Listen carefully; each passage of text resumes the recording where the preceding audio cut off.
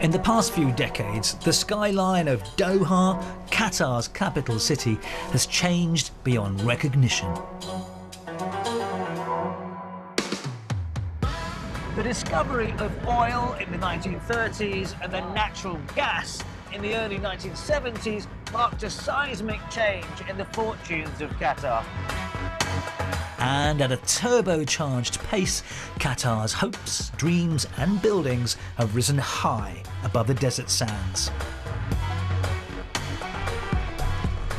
Since this small but mighty Gulf nation won the right to host the FIFA World Cup back in 2010, it spent billions on state-of-the-art stadia and infrastructure.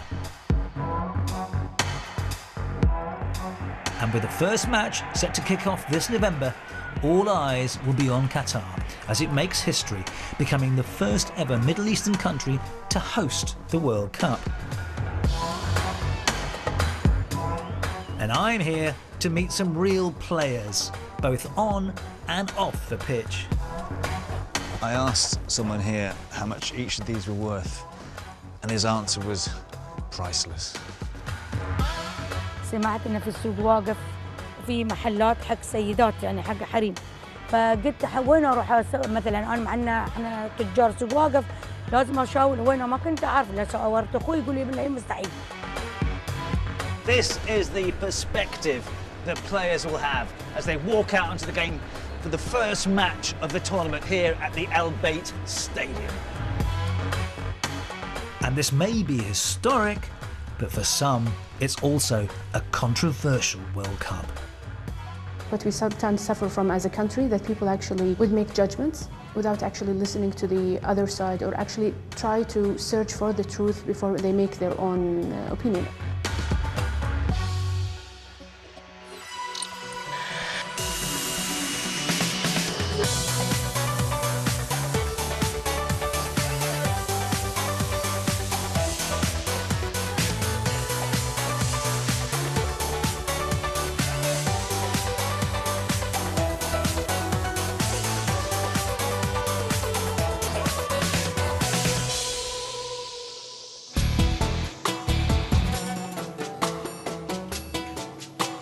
It's hard to believe how far and how fast Qatar has developed.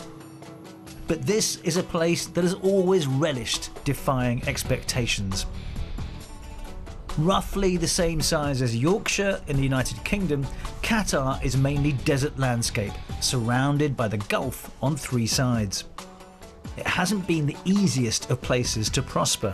Historically, it was the arduous task of pearl diving that was Qatar's main economy, until, that is, the discovery of oil and gas. Oil workers arriving in the 1940s brought with them a game to play in their spare time. That sport has now brought the focus of the world to Qatar. And that game was the beautiful game: football.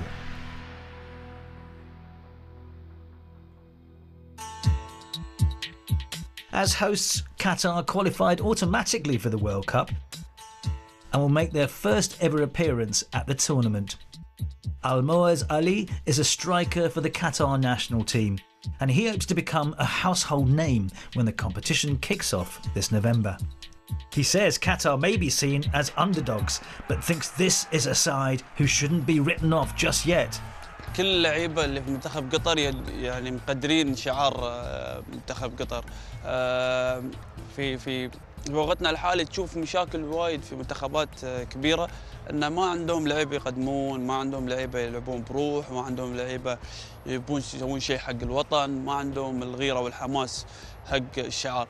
احنا في اللي يميز غرفة ملابس منتخب قطر ان الكل يلعب للشعار، الكل يلعب بقلب واحد، الكل يحب بعضه، الكل يحب يساعد الثاني. احنا في مرحلة كلنا لازم نتطور، كلنا عندنا هدف واحد اللي هو وصول لكأس العالم، تشريف البلاد. In December 2021, Qatar hosted the FIFA Arab Cup. Using the new World Cup stadia, this competition acted as a warm-up for this year's big tournament. And the Qatar national team actually won the third-place playoff. From a personal level, what was it like to play in the Arab Cup? أجدادنا وآبائنا ورجعت الأمة العربية ككل إنه يرجعون في حب كرة القدم مع بعض ويتنافسون ويشوفون من الأفضل في هالدول العربية، لأن كل واحد يلعب في قارته، بس كل واحد يحدد مستوى منتخب على حبه لبلاده. في هالبطولة يعني رجعت الحماس للدول العربية، رجعت حب الدول العربية لبعضها. When Qatar first won the World Cup bid, critics pointed to its lack of footballing tradition. But Almoez Ali believes the dream of playing in a World Cup is a universal dream for every footballer across the world. أكيد أنا عندي حلم من أنا صغير إن ألعب كأس العالم، وإحنا من إحنا صغار نشوف كأس العالم، شفت كأس العالم 2006، شفت كأس العالم 2010، شفت كأس العالم 2014 2018. كأس العالم له شيء مغاير عند الناس، أو كلاعب الكرة يفتخر بهالشيء، يقول حق عياله أنا لعبت كأس عالم، ما بالك.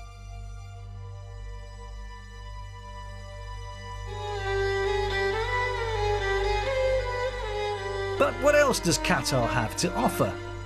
Well, you don't have to drive far out of the city of Doha for the roads to end and the sands to begin.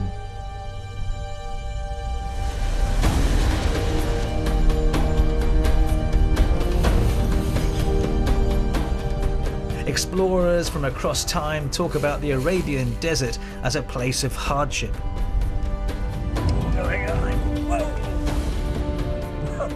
Some, like the 1930s adventurer Bertram Thomas, even went as far as to call it the abode of death.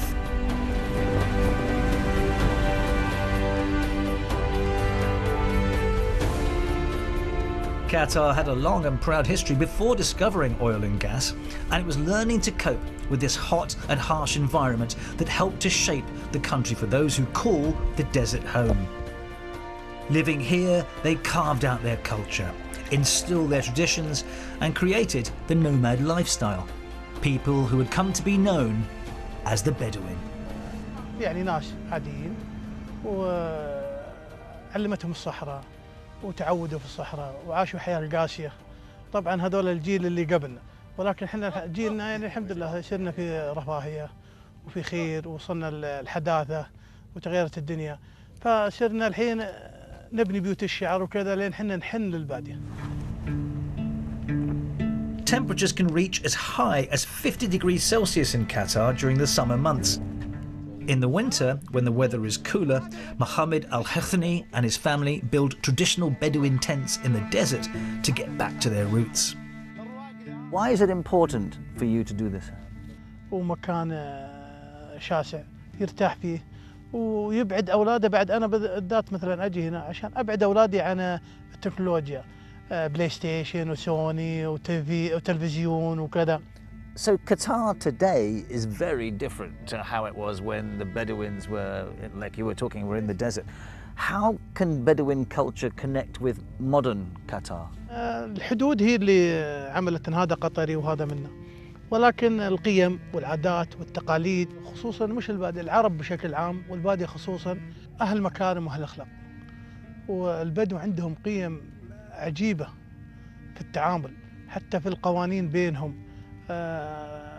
الناس تحب الكرم، يعني في من الناس اللي لأجل الكرم ذبح ما عنده إلا عنز واحدة أو شاة واحدة وهو محتاجها، ومع ذلك ذبحها على أساس في ضيف وجاي ضيف، وحياتهم دائما عايشين مع بعض.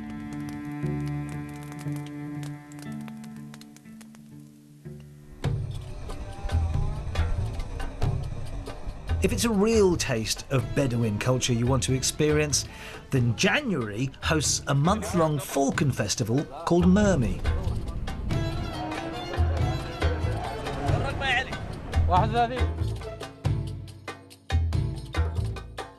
If you had to compare being a spectator at a football match and a spectator here, how similar are they? نشجع كرة القدم هو نفس الشعور اللي أحس بأنا ولا أفضل أكثر من كرة القدم. This is more exciting than football. Yes. Ali Al-Meshadi organises the festival and tells me that falconry is more than just a hobby here. It's a way of life, and it's recognised by UNESCO as living human heritage. الحجارة في قطر هي يعني متأصلة عندنا في البلد، ومن هرم يعني من سمو الأمير الله يحفظه وسمو الأمير الوالد وجميع الشعب القطري يحب هذه الهواء، يعني هذا التراث بالأصل هو تراث. One of the most popular events at Mermi sees the falconer and falcons getting in touch with their Bedouin past.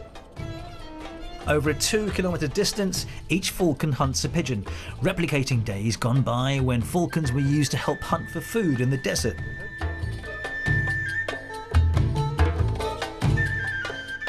The festival is broadcast to a national TV audience and has impressive prizes ranging from brand new cars to huge amounts of prize money.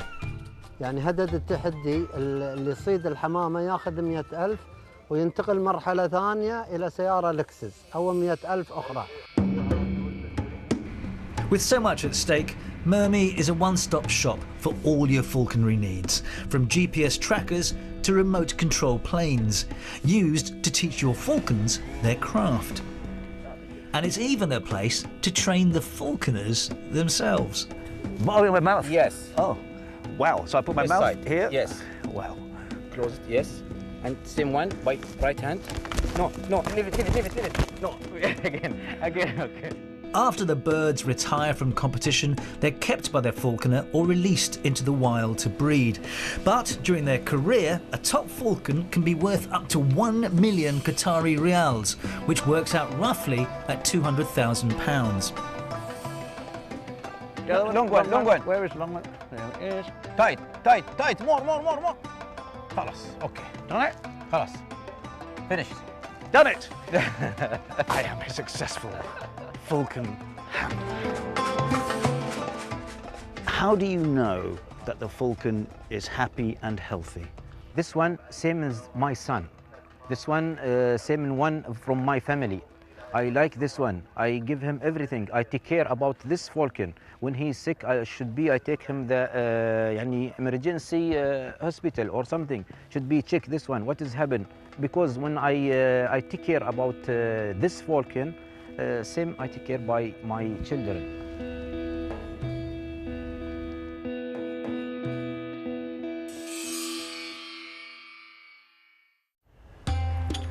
After arriving back in the city of Doha, it was as if I'd spent too long in the hot desert sun. I was greeted with what seemed to be a mirage. A herd of almost identical white Arabian horses running around in front of me. I asked someone here how much each of these were worth, and his answer was priceless. Established by the ruling royal family, this world-class equestrian centre, Al Shakab, is built on the site of a battle which took place in 1893 between the Bedouins and the Ottomans.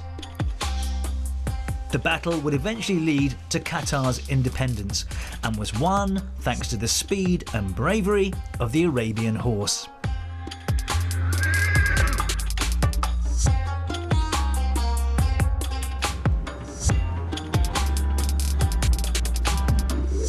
The vision of this place is simple: to breed and train Arabian horses in their homeland to win a whole host of equestrian competitions across the globe. These purebreds like Al Saka here are essentially treated like sporting superstars. Nothing but the best for them. Across the water from the Cornish's towering skyscrapers is the Souk Waqif. Its mud-rendered buildings and labyrinthine streets act as a juxtaposition to the state-of-the-art construction projects happening around it. But this is the beating heart of Doha. Over the centuries, merchants would sail straight into this place where the sea lapped at its stone streets. Or they cross miles of desert to meet others and sell their wares. And that's the role it still plays today. And even the camels have stuck around.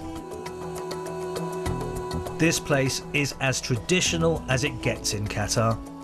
In a conservative and somewhat male-dominated society, Chef Shams Al-Kasabi is a trailblazer. وبعدين زوجي بعد خلصنا مرحلة في الإتقان، زوجي تقاعد، جيت الدوحة وعيالي كانوا صغار، قلت لازم بيكون لي هدف، لي وظيفة، وأنا ما متعلمة لازم يكون لي وظيفة. سمعت إن في السوق واقف في محلات حق سيدات يعني حق حريم، فقلت وين أروح مثلا أنا معنا إحنا تجار سوق واقف لازم أشاور وين، ما كنت أعرف. لا سأورت أخوي يقول لي بالله مستحيل. Shams is the Souk Waqif's first ever businesswoman, and she made her mark by opening a restaurant, Shai Al Shumus, selling authentic Qatari cuisine. كان أول أيام شهرين ما كان عندي زباين نهائيا. أبدأ وأسوي وأخطط وأطلع أفكار وأوزع على الحمالية وللناس يجون يزورون أو يجون يشوفون، سواء كان من السعودية والإمارات كانوا يجون يسكنون في الفندق ينزلون شنو عندكم كله مجانا نوزع. شلون ارتب اموري انه كمطعم يعني حتى زبايني بنات وشباب كانوا يشيلون مواعين يجيبون لي مطبخ، ما كان عندي الا انا ودريولي اللي كان يشيل المواعين وانا كنت اطبخ واعطيه يحط قدام الناس. Oh, you can taste the lemon. Spicy. Small. Wow. Slow. Strong. It's got a tang. Oh, I like this. Oh, maybe some more. I will have some more. Thank you. The taste is so distinctive. Her food's pretty tasty, but don't just take my word for it. The walls of her restaurant are a who's who, not just of Qatari culture, but international supermodels. Giselle? Ah, Giselle, the supermodel. Yes. Yeah. Hollywood stars. She's saying that this is my Qatari mother. Wow. And football legends. David Beckham. Right, This right. is number one. Yeah. Very good. He very nice, very good. Yeah. Yeah, friendly. Is he Gentleman. handsome? You think he's handsome? Yeah. Nice. Nice. Nice. Yeah. أقول أخلاقه، أقول أهم شيء. His manners. This is for Wow. أدب وأخلاقه. This is for كياكرتا. Yeah, تاني. He's like, why are you asking about? Nice. I'm very shallow. I'm like this. I just think about looks. Yes. الحين حاليا عندي 248 كرسي بدل 6 كراسي. The World Cup stadia are a perfect example of where old meets new, from designs inspired by boats from Qatar's pearl fishing days to a whole stadium made to look like a giant traditional headdress. And the opening match of the competition will be played here at the 60,000-seater Al Bayt Stadium.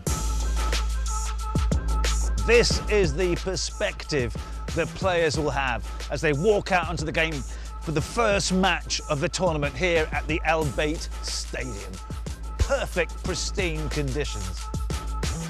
It's inspired by the Bedouin tent. And like in the past, I mean, like this is, I mean, usually people who's living in the desert, when they welcome their guests, you can see, I mean, they would host them, they would have like the bonfire and, you know, welcome them. And for us, I mean, like choosing it to be the opening of the World Cup, it has this symbolic because this is where the Arab usually would be welcoming their guests. The stadium has almost everything a fan or player could hope for. Temperatures may be cooler when things kick off here in November, but in case it gets a bit too hot, there's air conditioning, not just in the stands, but on the pitch itself. Meaning that the temperature on the pitch will be a very comfortable 19 to 21 degrees. One of the first things the players will see when they arrive here is this mural. Look closely and you'll see it's made up of faces of workers who helped to build this stadium. Qatari nationals make up less than 15% of the country's population, so the economy relies heavily on workers from abroad. And one dark cloud hanging over the build-up to this event has been press reports about the deaths of migrant workers involved in the construction of the World Cup sites. And although the Qatari authorities strongly dispute the figures, they say that the World Cup has been a catalyst to push through reforms. Like looking at a young country, and even when you want to change policy and procedures, and even when you put the policy and procedures, the implementation of it, it's a journey. And you can see, I mean, like there is progress happening when it comes to their accommodation, to their protection of their wages, as well as like, now, like with the abolishing of the kafala law, people can actually change jobs, and we have introduced like a new minimum wage in the country. So has been a progress. Always actually take constructive criticism on board. There is more room to actually progress, but I do believe this will be one of the biggest social legacies of the World Cup. They're expecting over 1 million fans to attend this year's World Cup, but some people ask, will everybody be welcome? For us, everybody is welcome, and what we actually ask people is to respect our culture and our tradition. Public display of an affection, whether it's heterosexual or homosexual, it's something people frown upon here in Qatar. So what we ask people can come and enjoy the game, and at the same time actually respect the local customs and tradition of the country. Last year's Arab Cup proved that Qatar knew how to host a major sporting event. But what about the fans who like to cheer on their team with a drink in hand? For us, alcohol is not part of our culture, but hospitality is. Alcohol is available in licensed hotel, and during the tournament there will be a designated area where people who would want to actually consume alcohol can actually watch football match and have a drink.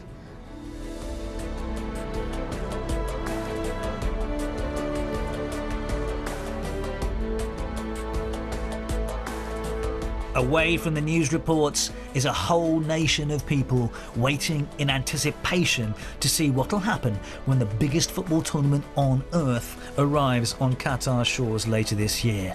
And I, for one, want to know what it means to those who call this country home. كأس العالم كل شعوب الأرض تنتظر اللحظة اللي الناس يبدأ فيها كأس العالم. فلذلك من ما يجعلني فخور جدا أن تكون دولتي هي محط أنظار العالم في 2022. احنا راعية هالأرض، احنا نستقبل بكل ترحيبة ونحطهم على راسنا، حتى ممكن نستضيف فيهم في أي مكان. يا حياهم الله. يقرب المسافات اللي بعيدة. إذا أنت كان حلمك تلعب كأس عالم بس أنت ولا مرة شفت كأس عالم ولا مرة حضرت كأس عالم في أرضية الملعب أو كجمهور أو في التلفزيون، ما راح تقدر تحس ان حلمك راح يكون قريب. بس يوم يكون كاس العالم في الدوحه او الشعب يحس بكاس العالم او عوده الجمهور لارضيه الملعب، لازم يشوفون هالشيء في الواقع.